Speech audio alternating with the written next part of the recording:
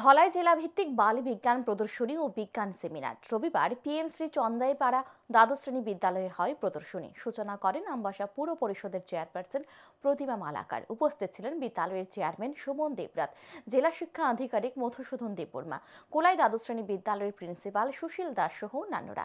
জেলার বিভিন্ন বিদ্যালয় থেকে 37টি বিজ্ঞান ভিত্তিক মডেল প্রতিযোগিতায় অংশগ্রহণ করে।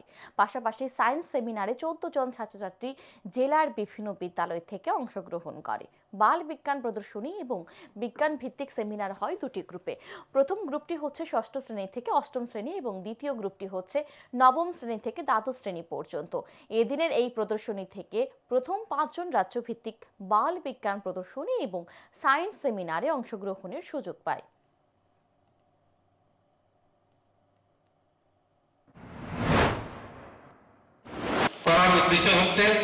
আমাদের ছাত্রছাত্রীরা যাতে বিজ্ঞান মানসিকতা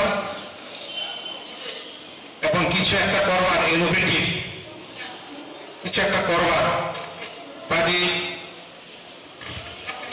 সেই আকাঙ্ক্ষাকে এখানে তারা প্রতিফলিত করবে, প্রদর্শনী করবে, আলোচনা রাখবে। তো তাতে করে তাদের ভবিষ্যৎ জীবনে সমাজের ক্ষেত্রে, শিক্ষার ক্ষেত্রে এবং আমাদের এই সামাজিকতাকে এগিয়ে নেওয়ার জন্য